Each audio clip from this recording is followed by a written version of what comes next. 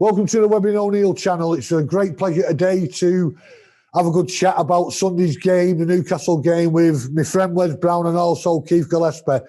Good afternoon, lads. Hi, Webby. You right, Webbs? Yeah, all good, lads, all good. January 1995, Keith, it's all quiet. Everyone's just getting into the new year. Then crash bang wallet, major transfer news. Andy Cole's coming to United. All United fans can't believe what's going on. But part of the deal is you going to Newcastle. If you don't agree that the deal doesn't happen, can you tell us what actually happened that day, Keith? Yeah, well, I mean, basically we were away at the FA Cup game at Bramall Lane, and I played the previous league game, and I thought I had a chance of playing again. And the team was announced, subs announced, and I wasn't involved. So the manager pulled me aside and mentioned to me that he was in for the striker at Newcastle. Didn't mention any names, but you know, you didn't need to be a brain surgeon to work out that it was Andy Cole.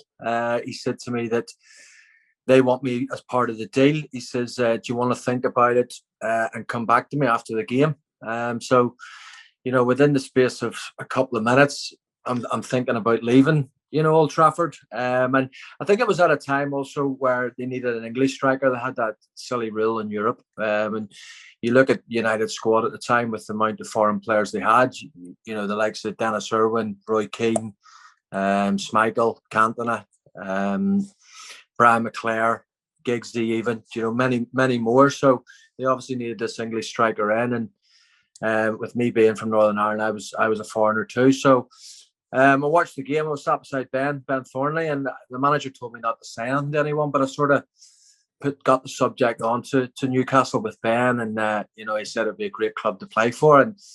And with me having Andre Kanchelskis in front of me at the time, I just thought it was a great chance for me then to go to Newcastle and play regular football with, you know, a manager like Kevin Keegan. So after the game, I spoke to Brucey, I spoke to Brian McClare. They said it'd be a great opportunity for me. So myself and the manager went off to meet them and thrash out the terms really then.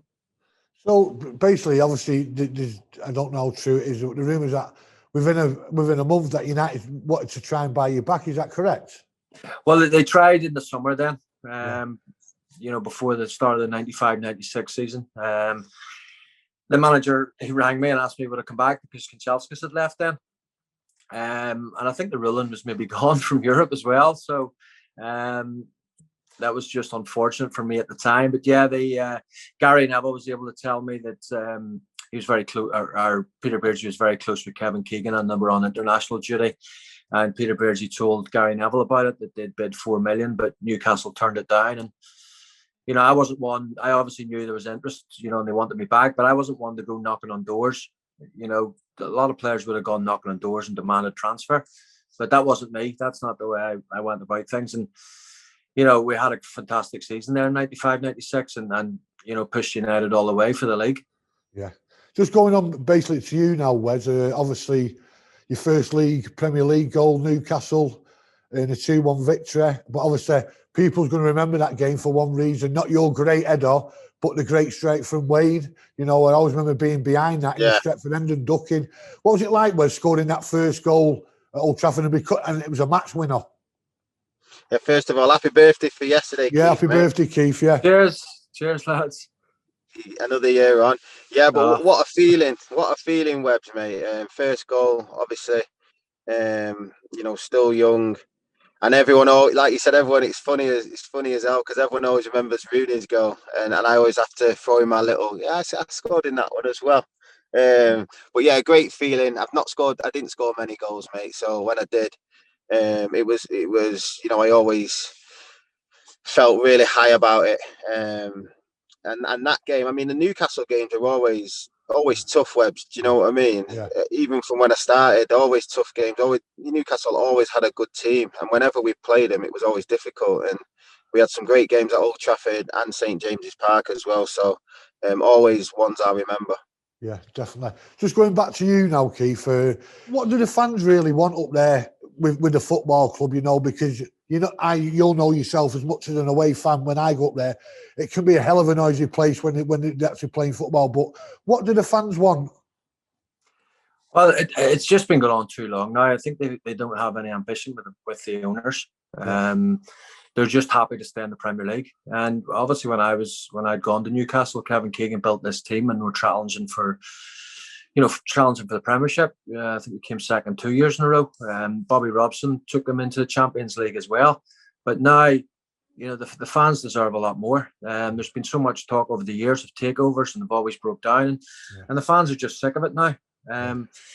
You sort of look at the way they've performed this season, and they've been very poor at times. But that's because they don't go and invest in the squad. They don't bring in the caliber of players that they should be doing. And that's obviously going to annoy the fans, and they just want a takeover to happen, because as you mentioned, it's a great place. It's a fantastic stadium, and they make a hell of a lot of noise, the fans. And it's a club which a lot of people have a lot of affection for, because I think they know how passionate the fans can be up there, and they just want a team that they can go out and be proud of, and at the minute they don't have that.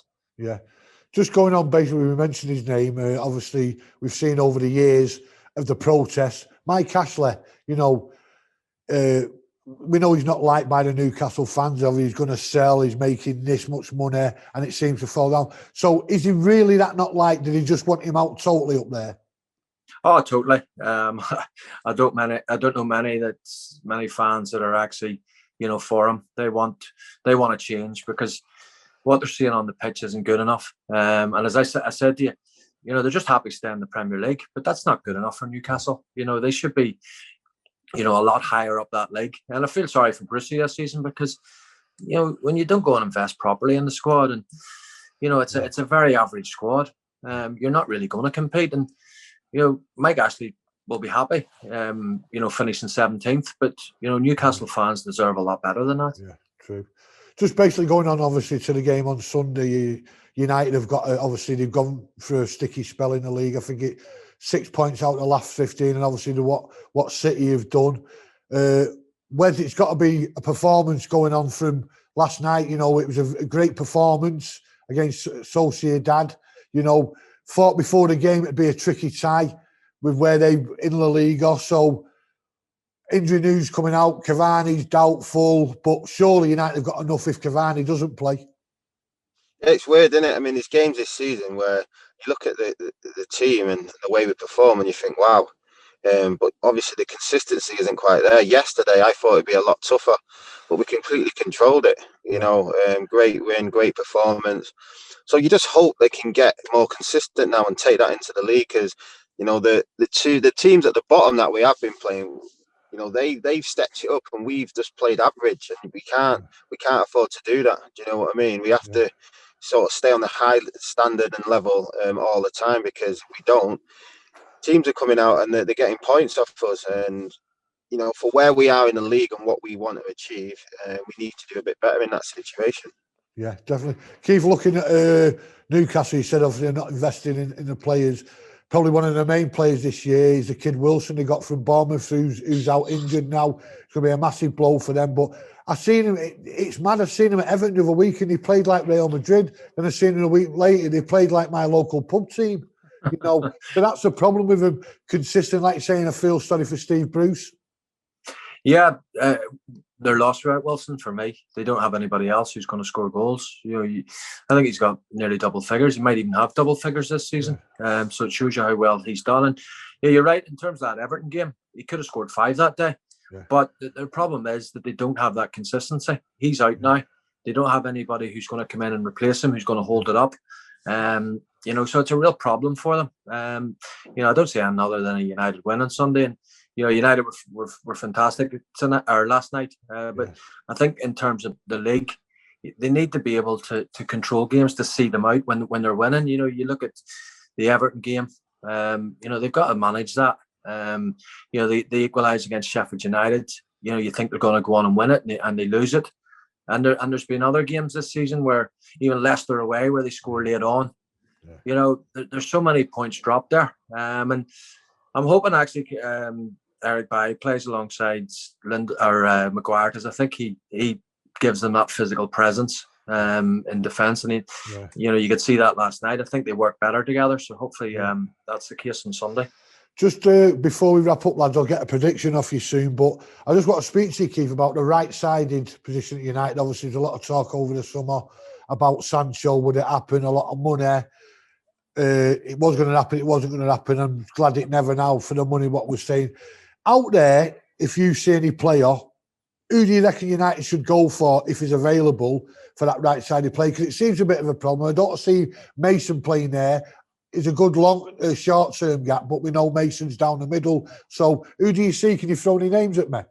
Gosh, that's a tough one. I mean, for me, I don't know why, the manager's been trying to play Martial on the left and Rashford on the right when we know that Rashford works better from the left.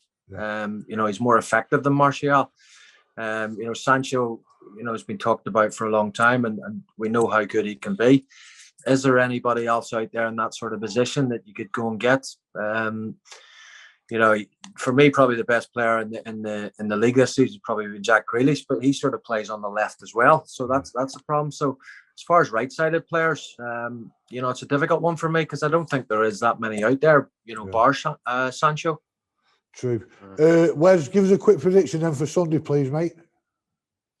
I'm going to go with 3-0. 3-0? That'll do. I just can't see Newcastle scoring, mate. You're right. Keith, and you? Yeah, I was going to say 3-0 as well, so I'll agree with Wes on this one. I'll go for my fateful 3-1. I always give the team a little bit of a chance. Right, lads, it's been an absolute pleasure. I know you're busy with what you got to do today. It's an absolute pleasure to get you on, and hopefully I'll speak to you again soon before the season finishes, lads. Nice one, Wes.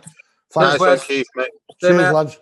Don't forget, listen to us an hour before kick-off with the team news, and join them back again at full time for the reaction. So you know where to watch us, the Webby O'Neill channel. And once again, I really appreciate your time, lads. Thank you.